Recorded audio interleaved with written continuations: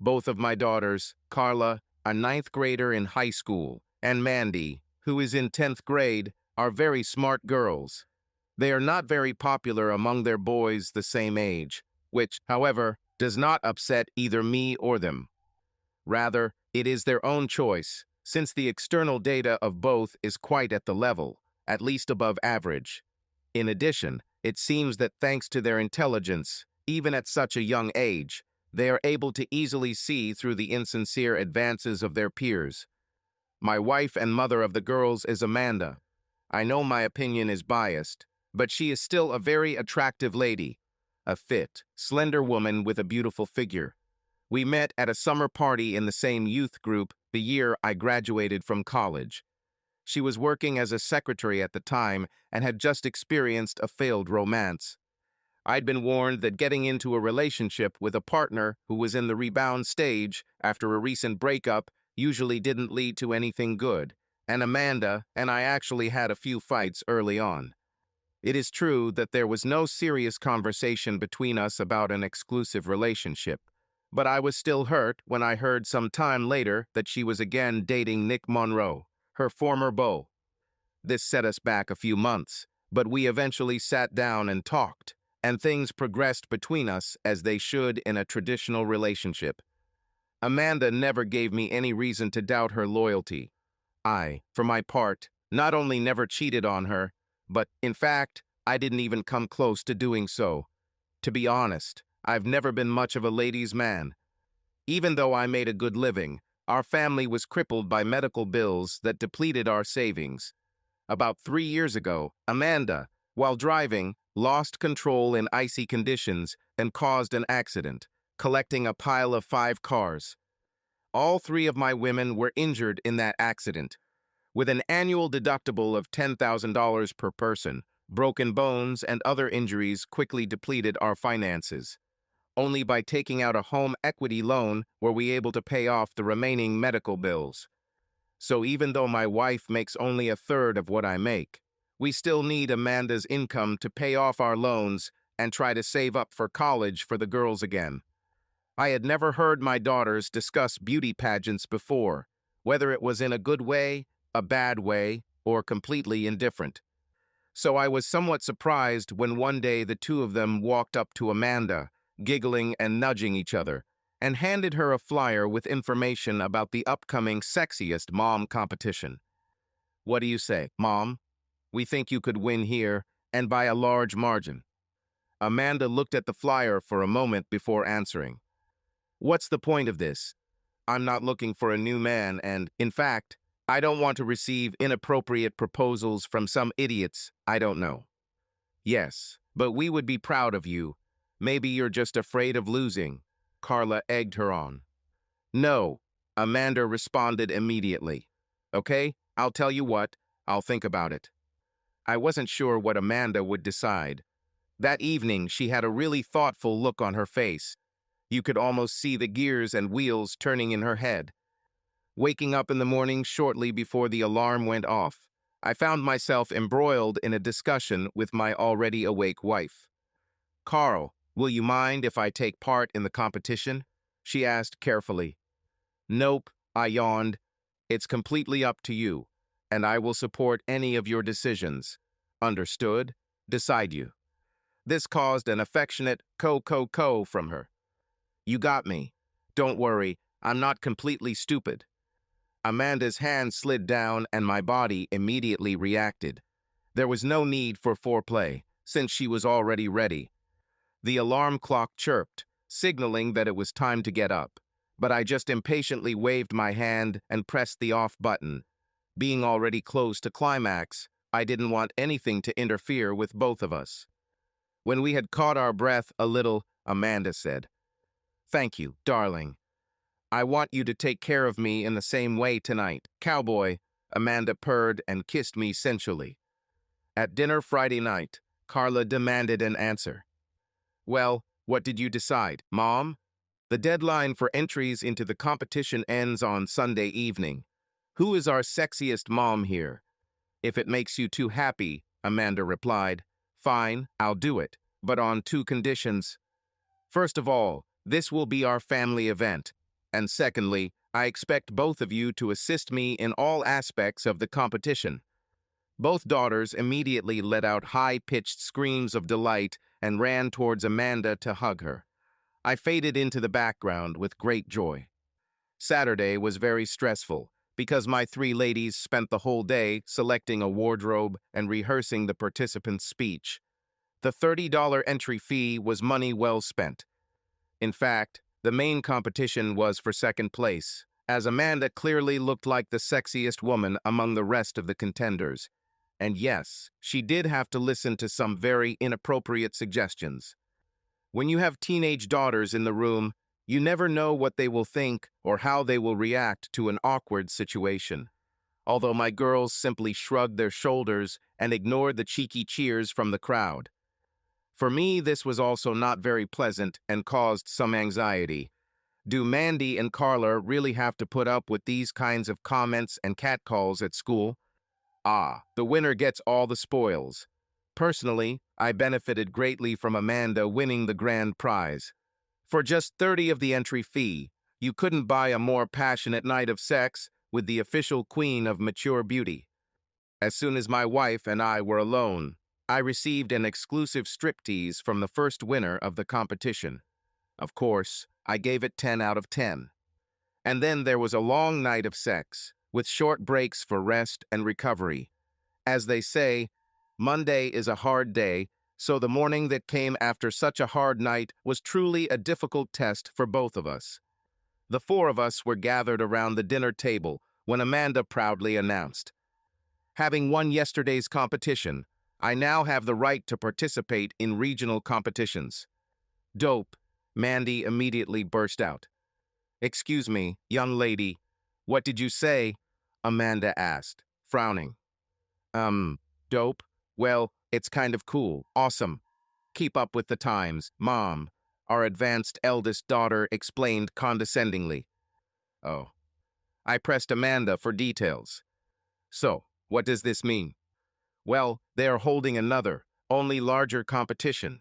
The rules are the same, but there will probably be more applicants.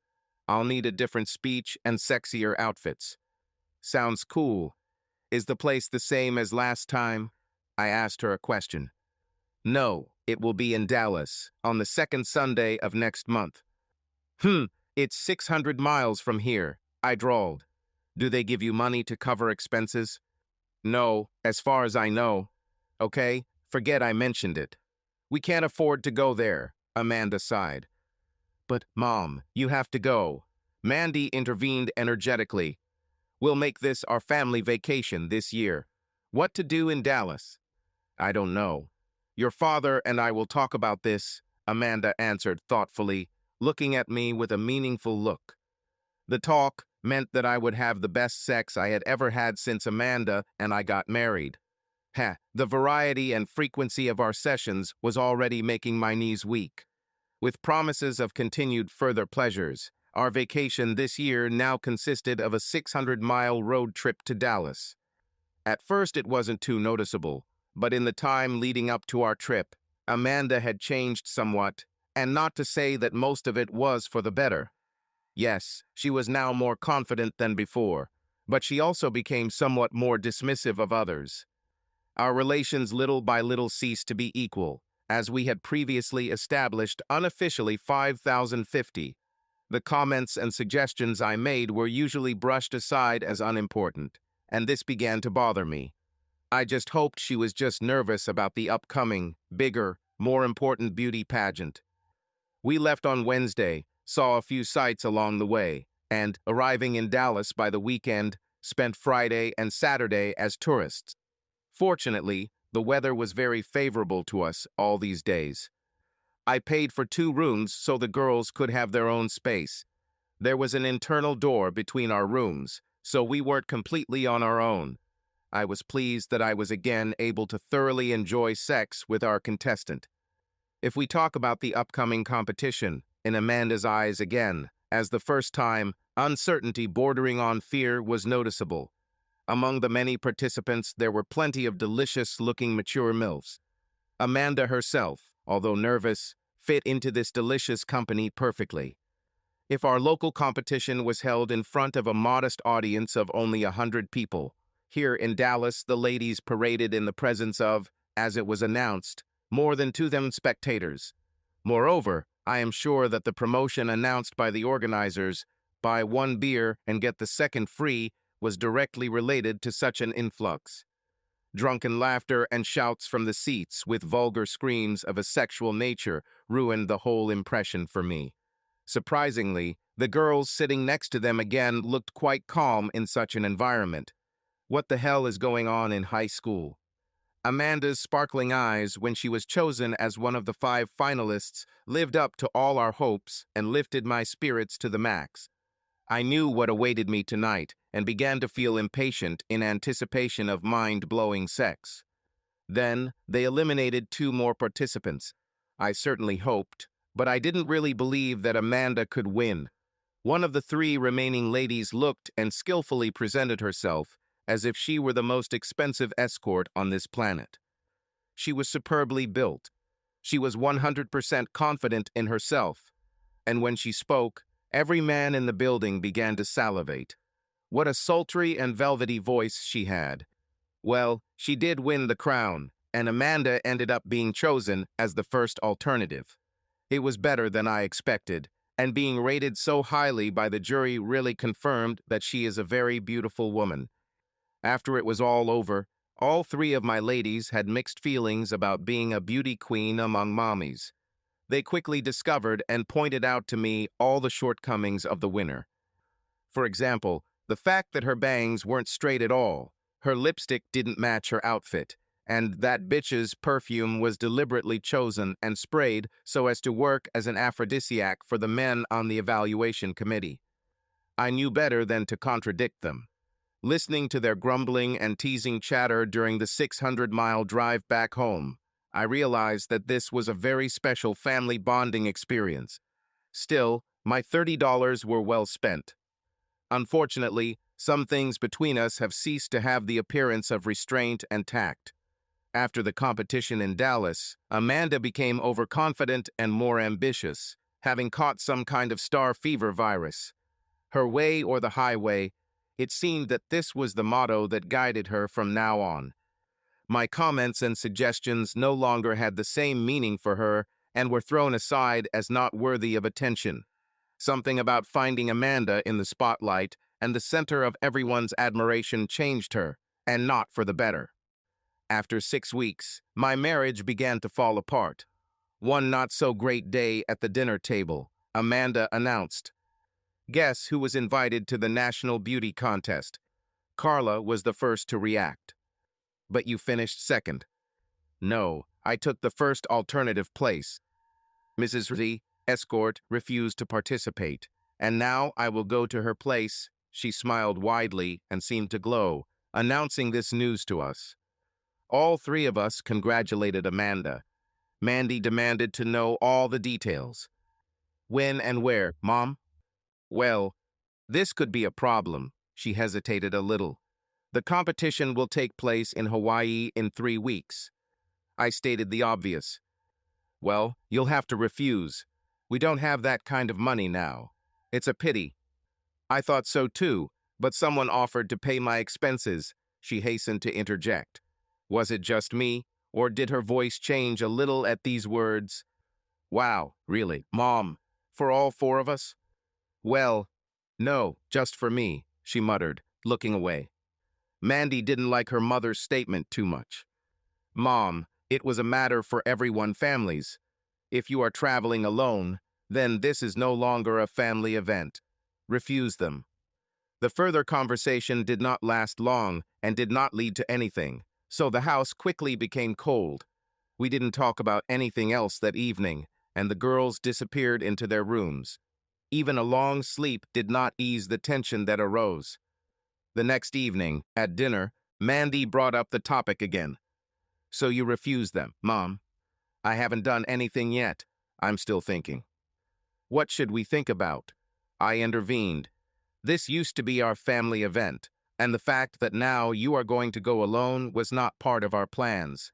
And by the way, who agreed to pay for you?" "A local businessman, Amanda answered very reluctantly after a long pause. Don't dodge. Who agreed to pay for you? I raised my voice. Can we talk about this later? She frowned, still trying not to look me straight in the eye. I'm already starting to boil. No, enough omissions. Amanda, who agreed to pay for you? Nick Monroe, she finally squeezed out. So, this is your first love. Nick Monroe, are you planning to go to Hawaii with your ex-boyfriend? Well, isn't that wonderful? My voice oozed with poisonous sarcasm. Carla entered the argument. It's like a date, Mom. Weekend date. Married women don't go on dates. Amanda jumped out of her chair, almost screaming, her face red and distorted. This not date. He just pays for my airfare and hotel room. I blurted out. You're not going anywhere. Dot. Case is closed. And with that all, after glaring at me with a furious look, Amanda turned savagely and rushed into our bedroom, probably to emphasize her attitude towards the conversation and towards all of us. She slammed the bedroom door with a bang. Mandy said quietly, This is wrong, Dad. Don't let her leave. Do you think she's already met secretly with this Nick? My stomach twisted and ached. Oh shit, is she really? I didn't even want to think about it. Rightly or wrongly, I knew I would have to bring up this particular topic when Amanda and I were alone. That night my bedroom door remained locked. I slept on the sofa in the living room. Both girls were busy with school work, so the next evening when I returned from work, only Amanda greeted me at home. Carl, no matter what you think, this is not a date. I'm going to Hawaii, she said first. With Nick? I don't know whether he will go or not. It doesn't matter at all. I'm just riding like a contestant. Clear. So now you are lying about something you know very well. I think this tells me where our marriage is at.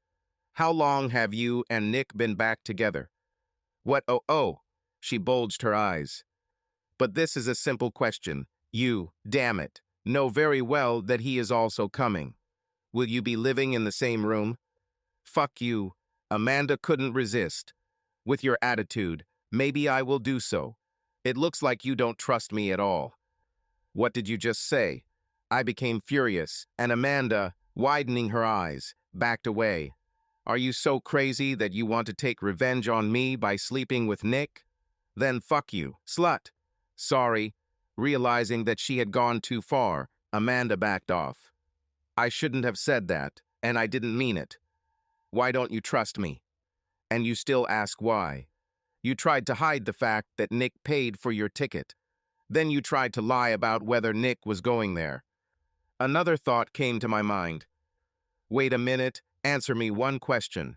Before you came home and told us all about your new opportunity, did you have a chance to talk to Nick first? Yeah, I see in your eyes that things are dirty. Well, you're right. I think you're cheating on me with Nick. I don't change, she howled hysterically. He just called me to tell me he saw the press release that the winner had turned down an invitation to go to Hawaii. Sounds more than suspicious, I chuckled. And I repeat, you don't go, or our marriage is going to hell. No, I'm going, and this not a date. She stamped her foot angrily and stood with her hands on her hips and snorted like a fire-breathing dragon. And not a romantic weekend. I will only be there as a contestant. Amanda grabbed her keys. I need to clear my head. Cook your own dinner. I couldn't resist, venomously throwing after her. Running away to spend some time with your boyfriend. I bet that's exactly why you planned this whole scandal. Amanda instantly turned around and threw her keys at me, but missed, and then, like a tornado, rushed down the corridor. This time, the poor door slammed with such force that I might have to deal with splintered wood. For the rest of the evening, she did not leave her dragon cave. From then on, everything went wrong. Carla and Mandy communicated with Amanda very dryly, and only answered yes or no. Amanda herself completely ignored me. On top of that, my no longer very young back was begging for mercy, no longer able to stand sleeping on a hard sofa. so I booked a room at an extended stay hotel. Knowing full well that Amanda could hear me, I said quite loudly to Carla and Mandy before heading to the hotel, "Let me know if your mom is having fun here with her boyfriend." "Absolutely, Dad. Better yet, take us with you," the girls asked. Amanda immediately ran out of the kitchen. "Where are you going?" She frowned. "I have a hotel room. You've been holding my bedroom door closed too often lately. I still came home after work. Of course, I mostly did this to spend more time with Mandy and Carla. Only after the girls went to bed did I return to my hotel." What I really couldn't understand was how the hell did everything fall apart so quickly? Why did Amanda need to be so stubborn now? Draw a line in the sand, something she initially didn't want to take part in at all. The day of Amanda's departure arrived. I was depressed. Given the way she's been acting lately, in my mind, it was an affair aggravated by her getting back together with her ex. Amanda's stubborn insistence that I was talking nonsense drove me crazy. After packing her suitcase, she waited nervously for me at the kitchen table. "Amanda, this is the last chance," I warned her. "If you go to Hawaii, then our marriage is over." "Stop being dramatic," she answered. "I'm going as a contestant. You won't ruin our marriage over this. This not date, period." "You're wrong. This is a date. You hid your relationship with Nick, and I'm not going to put up with it," I snapped. However, apparently, my words could not get through to her mind. "Stop it, Carl. This is not a date," she continued to repeat, like a parrot. "I will never have such a chance again. Can't you just be happy for me? I warned you. Don't expect your credit cards to continue working after you leave." Amanda just rolled her eyes and dismissed my warnings as something frivolous. Both Carla and Mandy, who had repeatedly lectured Amanda about how wrong everything she was doing these days was, appeared in the kitchen during our latest fruitless argument in very good moods. This upset me even more. How can they be so joyful when I'm dying inside? Upon entering, the girls said in unison, "Mom, close your eyes. We have a surprise for you." A wide smile lit up Amanda's face. She raised her hands to cover her eyes. "Do not pry. Don't spread your fingers. Let me help you," Mandy said, coming closer. She positioned Amanda's arms so that her elbows were pointing directly away from her face. When Amanda's palms closed tightly over her eyes, her vision was blocked. "Now don't open your eyes," Carla warned. "They're closed," Amanda grumbled. After these words from her mother, Carla took out 2 small cups from behind her back. Mandy carefully took one, and they looked at each other. I saw them silently pronounce with their lips. 3-2-1. A bright red liquid, which I later learned was called Red Dragon, was splashed on both sides of Amanda's face. It was fountain pen ink, a very persistent type that takes several weeks to disappear from your skin. As the liquid splashed onto her face, Amanda screamed, "What damn?" In response, Mandy shouted to her dumbfounded mother, "Wives don't go on dates. If you've ever seen a raccoon, you can imagine this picture." This dazed raccoon had a very red face, equally bright fists, and a light stripe along its eyes. Amanda's hair was disheveled and also stained with red blotches. The raccoon looked at his fists incredulously and winced comically, his mouth open. There was a tense silence in the kitchen. I couldn't help it. I started laughing and couldn't stop. Carla and Mandy, unsure of how I would react, were relieved and joined me in laughing and pointing. As soon as Amanda saw her purple hands, she felt that her chances of winning the competition were rapidly diminishing. She rushed past us, rushing into the bathroom, and the wild scream that Amanda made when she saw herself in the mirror is something I will not soon forget. We were still giggling as we followed her towards the bathroom when Amanda emerged a short time later and gave us a scathing look. Without saying a word, she rushed down the corridor and slammed the long-suffering door of our bedroom again. When Nick arrives later that evening, he rang the doorbell, but none of us answered. "Amanda, your boyfriend is here. I knocked on the bedroom door just in case and called out to her. I received no response and the bedroom door was still locked. The incessant entry ringing and then the loud knocking after a few minutes became unbearable. Swinging open the front door and leaving the outer screen door bolted, I addressed this asshole. "Sorry, Nick. Looks like she's changed her mind." Nick's smug expression quickly disappeared, and he reached for his phone. The raccoon's sponsor tried to call Amanda's cell phone, but it was in her purse, next to her suitcase in the hallway, so all his trills led to nothing. I hope Monroe spent a fortune booking a non-refundable hotel. After Nick finally left, I assessed the damage. First, you will have to replace the carpet in the kitchen. No big deal, because I wanted to switch to laminate anyway. A path of red drops led me from the kitchen to the bathroom. Sue will also have to replace the carpet in the hallway. The right bathroom set wasn't right anymore. However, replacing it will be quite cheap. Several towels lying in the laundry basket were smeared with red. The only thing that was missing was that no one had time to photograph the actual moment of the attack or Amanda's face immediately after it. "Come on, girls, let's go have some ice cream," I suggested to Mandy and Carla, and they happily agreed to take a walk.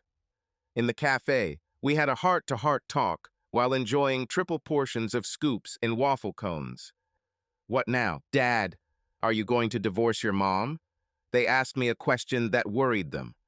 "It's too early to talk about this, ladies, even though it's clear to the three of us that what she's doing is ruining our marriage. She obviously doesn't think so. At the very least, we probably need some time away from each other. Maybe I'll have to formalize separation and then go through several consultations." Sighing, I described the current situation and my attitude to the problem. "Please, Dad, don't make us stay with her." Mandy's fears were not in vain. "I wouldn't like to see what kind of revenge she has prepared for us." We brought home a large pizza for dinner. Amanda's portion remained untouched. If she ever left the locked bedroom, it was only when we were not around, and her purse and suitcase were still standing by the door. Even though I still had a paid hotel room, I slept on the large couch in the living room that first night. That being said, I was genuinely concerned for the safety of Carla and Mandy. However, nothing else extraordinary happened, and for the entire Saturday day, we never saw Amanda or heard anything from her. I spent Saturday night in my hotel room. Hell, buying a new couch would probably cost me less than staying in this hotel. When we returned from Sunday brunch, we discovered that Amanda's purse was missing, but her car was still in the garage. I didn't immediately understand why, but after I received a text from Amanda, I understood why she only grabbed her purse. "Are you leaving me?" she wrote. "It's too early to tell. When will we see you again?" I answered her. "I extended my leave from work. Now I look absolutely disgusting. Read the next sour message. The longer you avoid me, the more likely it is that I will divorce you." My SMS warning flew towards the bedroom. After that, I heard the lock click and the bedroom door slowly open. We didn't need a photo of the moment it all happened. The Scarlet Raccoon is back. All I could do was not laugh, which, to be honest, I managed with great difficulty. Although our girls, peeking out from behind me, were not stopped from commenting by Amanda's very funny appearance. "Cool view, Mom." Mandy jumped joyfully. "I love what you did with your eyelashes," Carla added, giggling. "Girls, leave your mom alone," I demanded. Pointing to the bedroom, Amanda said to me, "Can we talk? Alone?" As soon as the door closed, her quiet voice was heard. "We had a good marriage, didn't we?" "That's exactly what I thought, although it was probably naive," I answered just as quietly. "Did you take your phone to keep in touch with your boyfriend?" "He's not my boyfriend," she snapped, after which she took a deep breath and pulled herself together. "Okay, I was stupid. Look what he sent me and how I answered him." Amanda took her phone, unlocked it, and showed me the messages. "Nick, it's a shame you changed your mind. Hawaii is so romantic. I think we could make up for lost time. Call me sometime. Amanda. We would not become catch up. I was going to a beauty contest. Nothing another. I never want to hear from you again. I checked the phone log of her calls and text messages. All I found was a single call to her boss's work number. All recent text messages were addressed to me or were replies to Nick's SMS. Maybe there is still hope for us. Perhaps this is just a ploy to catch me off guard, I continued incredulously. You probably kept in touch with him. If you really cared about our marriage, you would have told me about his contact with you. Unless, of course, you were the one who contacted him first. Where are the calls and text messages you exchanged?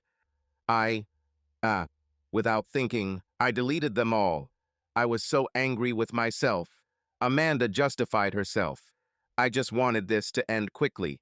Now that you asked about it, I realize I had to share it with you. Sorry. I don't have any boyfriends. And there are no lovers either. He contacted me and I screwed up, okay? I'm sorry.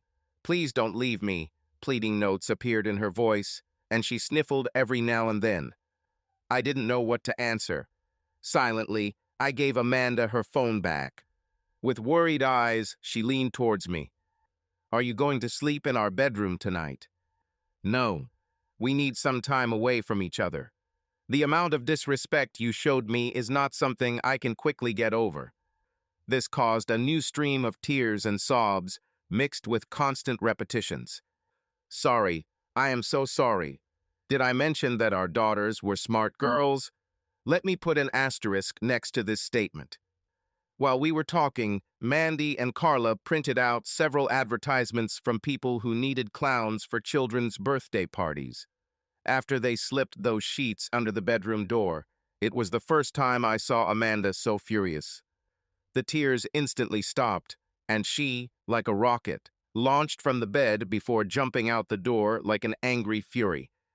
Ladies, I'm still your mother, and I can make your life a living hell. Get out of here. Shocked, both daughters disappeared around the corner with a high-pitched squeal, and after a little stomping down the hallway, the sound of their bedroom doors slamming was heard. Left alone, I grinned. I think the lesson was learned by all parties. Later, in the afternoon, Amanda went down to the kitchen and, as if nothing had happened, began preparing dinner. Carla and Mandy disappeared into their shared bathroom. I laughed when I saw them appear again. The girls used cosmetics and makeup to give themselves the appearance of raccoons. Staying a safe distance out of Amanda's line of sight as she busied herself with cooking, Mandy called out from the hallway. Hey, Mom, you know how people support those who are going through chemotherapy and losing their hair? Well, they shave their own hair. What are you thinking now? My striped raccoon daughters appeared on the threshold of the kitchen, smiling uncertainty and looking warily at their mother, waiting for her reaction and ready, if anything happened, to run away again. When Amanda turned around, her expression changed from shock, first to anger and then to laughter. The relieved daughters, with raccoon faces, giggling, jumped around their mother. The group hug smeared our girls' makeup all over their faces. Maybe there is still hope for us. Amanda couldn't get more time off, so she quit her previous job. It took a month before she felt confident enough to go out in public without looking like a painted monster. Her replacement at her old company didn't do a very good job, so Amanda was asked to return to her old position. We continued to pay off our loans and began to slowly accumulate new savings. After 2 sessions of marriage counseling, I returned home.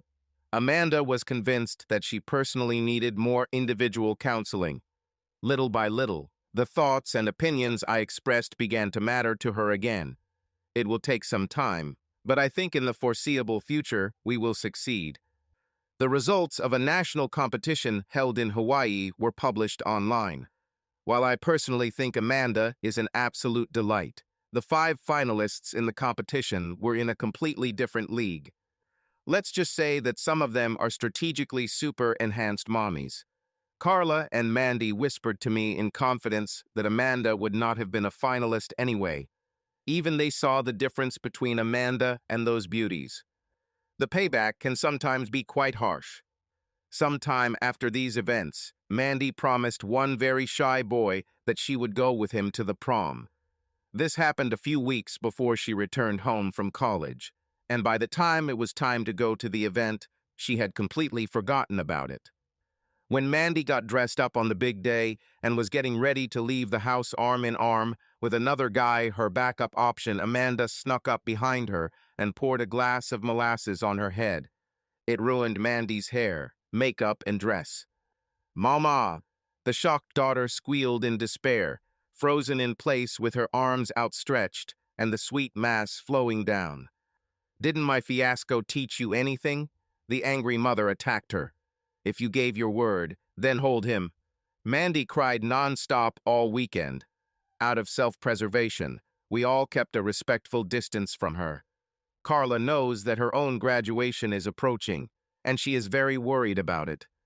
The new carpet in the entryway and laminate flooring in the kitchen look great, and I'm still wondering if I should give Amanda the stuffed raccoon I bought for her for Christmas.